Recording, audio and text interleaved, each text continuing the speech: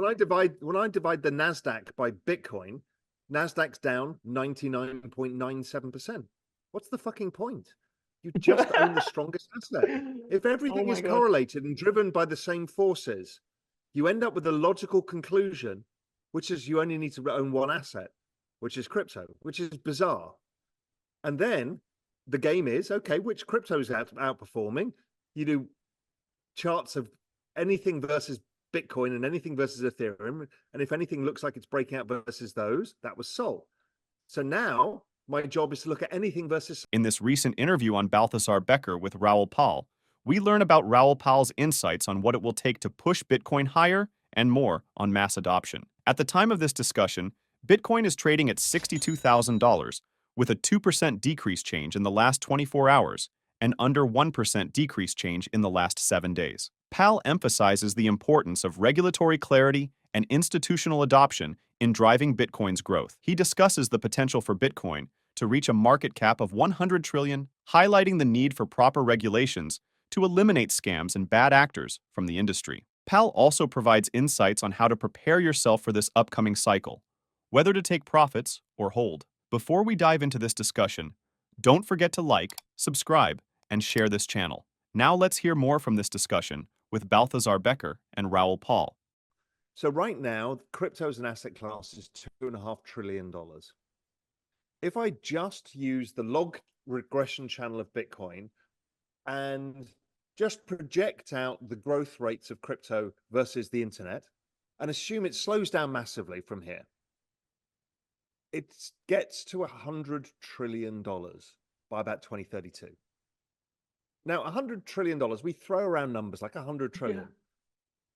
Yeah. Got to understand $100 trillion, we're creating $97.5 trillion of new wealth. That is the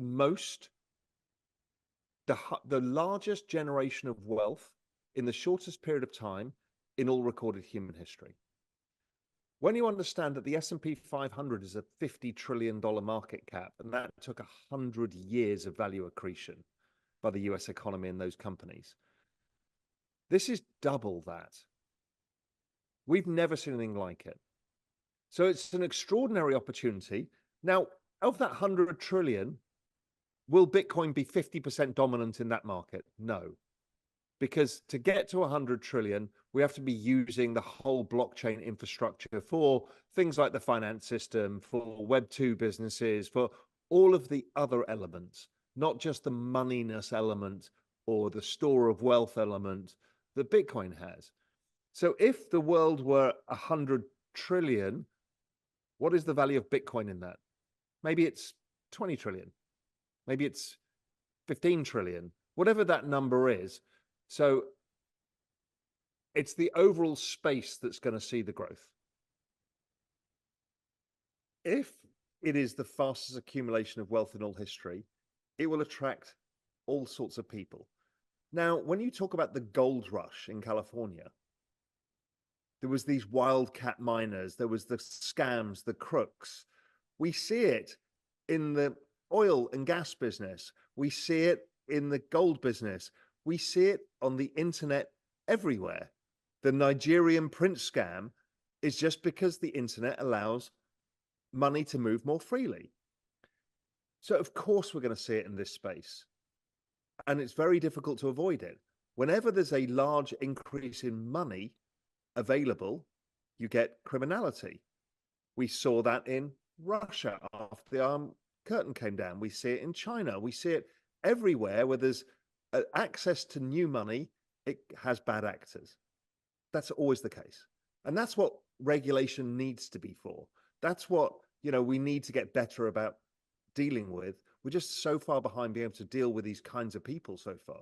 But the great thing about the on-chain world is everything is trackable and traceable. We can figure it out. As we just heard Raoul Pal discuss the potential for the crypto market to reach $100 trillion, he emphasizes the importance of global liquidity cycles and rapid adoption rates. Pal then explores the convergence of blockchain technology and artificial intelligence, suggesting that this combination could lead to revolutionary changes in various industries. He explains how AI agents could interact with blockchain networks to create more efficient and transparent systems. Pal also discusses the potential impact of these technologies on financial markets, predicting a shift towards decentralized finance and automated trading systems. Now let's listen more as Raoul Pal discusses crypto and AI. I'll think about there's two layers to crypto. There's the blockchain and the tokens themselves. So the blockchain, incredibly useful for proving who's real and who's not. You know, we've seen Sam Altman start WorldCoin. This is based on this premise: is like you won't know who's an AI and who's not. And blockchain, being an immutable ledger, is a very good way of doing it. It's a way of proving humanity or proving AI or whatever it may be. So I think that's a very big deal. We will all have a digital identity that will be on blockchain to prove that we're human. The other side is AI is moving to a world called agents. AI agents are sub AIs that do work. Now, hey, build me a deck, edit this video, do this for me, do this expert piece of knowledge. It's much like going on to Fiverr or something like that and paying people to do that work. These agents that get built either by AI themselves or by other people, well, AI is not free. There's compute and electricity. So how do they charge? And many of these will want to make a profit. So how do they charge? Well, last time I checked, AI doesn't have a bank account. Well, it can't. It hasn't got a driving license. It doesn't have a proof of address. How's it ever going to get a bank account? It can't. Also, because of the payments are micro in both time and price for these small acts, the entire system of money doesn't work for it. It's too slow. It's not small enough. It's not fast enough. So blockchain is the cryptocurrency is the obvious answer of how agents to agents work. And as you say, they don't care about the UX, but what you have is an immutable ledger of the transactions. So that's where I think the big use case is machines will use digital money. Of course they will. Real world assets on blockchain. Yeah. There's a big movement in the property sector to do this, but the interests aren't fully aligned. It's really property guys trying to get more liquidity out of individual retail investors. But retail investors, do they actually want to own a hotel in Aspen? My guess is no. So I'm not sure the property sector is the big lead here, but real world assets, certainly the financial market, bonds, equities, all of that makes total sense. Cars, this stupid idea of having, you know, your deeds to your car and stuff like that. You want to sell your car, it should be able to attach with the insurance, attach with everything, and I can transfer it to you immediately in a smart contract. Sure. We've already seen people experimenting with that. We'll see a number of real world assets, I think, come on chain. But I don't think that's the big thing. I think the digital assets, things like our identity or stuff like ticketing. These are huge volume things. Advertising. These things can all go on chain. People think of like physical thing because that's the way you get to speak to a boomer about it. Like, oh, you could tokenize a house, and they're like, oh, that's amazing. That's really boomer talk. The reality is, it's the digital world that you live in that's going to see most of it. So now, when I was a kid and I would go to a concert, I'd have a ticket. Now it's all on our phone app. In future, it'll be an NFT. And that NFT makes it resellable. And maybe it automatically pays a commission to somebody in the middle of that because it's in the smart contract. But maybe I went to the best concert of all time. I was at Live Aid in 1985. Maybe I then own the NFT of that. I actually have the program and the ticket. But let's say it was now and I own the NFT. Well, that NFT is valuable to people because it was an iconic moment in time. So now my ticket has a value, not just in the secondary market, but the tertiary market after the event. Think about all the hotel rooms in the world. The amount of times you travel somewhere and then you're like, shit, I need to change my plans. You can't get out of your hotel.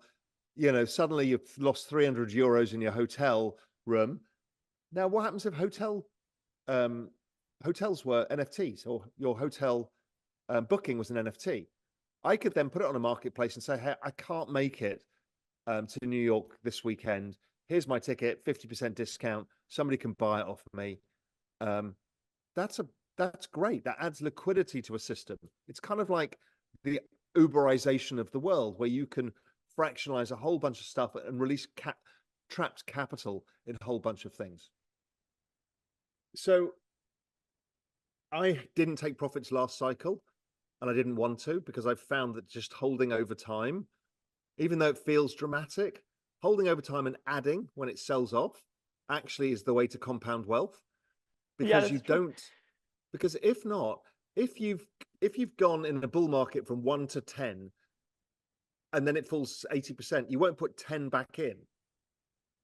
You won't, because you're more risk adverse. And I can't lose everything, right? Your mind will play tricks with you. So you just leave it in and just say, okay, I've got a longer term time horizon. But for those people who want to cash in some lifestyle chips or de-risk, then, you use some time, like the end of the year, beginning of next year, you cash in a bit of money and then just ride the rest. Now, does it peak early? We don't know. Does it peak towards the end of the year like it's done in every cycle? Possibly. Do we have a blow off top? Possibly. I don't know. We can't really tell. So you need to set yourself up in advance where you're not hoping for the blow off top. You've taken some money off. And if it does blow off top, you can take some more off. If not, you just keep running it. Would you recommend selling everything in the end of the year, basically? Or would you say No. I cost average out of it, or you just sell 80% of it? Or I would say if you're under the age of 30, you should do, or under the age of like 35 or something, you should do nothing. Unless you've got enough there that taking 25% off can buy you a house or something that you really need. yeah, life-changing opportunities. Something life-changing that secures your life and ratchets you to a new living standard. If not, you should do nothing. You should just be thinking, how can I buy more when it sells off? Okay, so we've got one. Yeah. I traded it. I traded it over the years. I've been involved since 2013. And I figured out, I traded it pretty well, but I figured out if I just held my original investment, I'd have been 5 times better off. And if I'd have just bought every dip by adding the same amount as my original investment, I'd have been 25 times better off. That's how you compound wealth. Yeah, we've got 1 minute left. So there's one last question I have. Do you have some alpha idea that you want to share with us? What is in your mind right now? Do you have anything? I gave you a hint before. It's a very powerful trick and people don't understand it. If Solana is the most powerful asset of this cycle, okay, of the major cryptocurrencies, you will, in the banana zone, be wanting to throw money at all sorts of other stupid shit. The way to hold yourself accountable is show and prove to yourself and anybody else on a chart that it is going to outperform or it is outperforming. And most people, you can't. Most of the ideas you have don't outperform the best asset. And it stops you overtrading. It stops you doing stupid things you shouldn't do because your friend told you, hey, if you looked at this new coin, it's going to be amazing. Unless you've got real evidence of a sustained structural outperformance of Solana, don't do anything. As we conclude this insightful discussion with Raoul Pal, we've gained valuable perspectives on the potential for crypto to reach a $100 trillion market cap and the convergence of blockchain with AI. Pal's optimism about the future of cryptocurrencies and their role in reshaping our financial landscape is both exciting and thought-provoking. We would love to hear your thoughts on some questions. Do you agree with Pal's prediction of crypto reaching a $100 trillion market cap in the coming years? How do you see the integration of AI and blockchain technology reshaping our financial systems in the next decade? Thank you for tuning in to Only the Savvy. If you enjoyed this discussion, please subscribe, like, and share our video for more engaging content diving into the innovative world of decentralized technologies.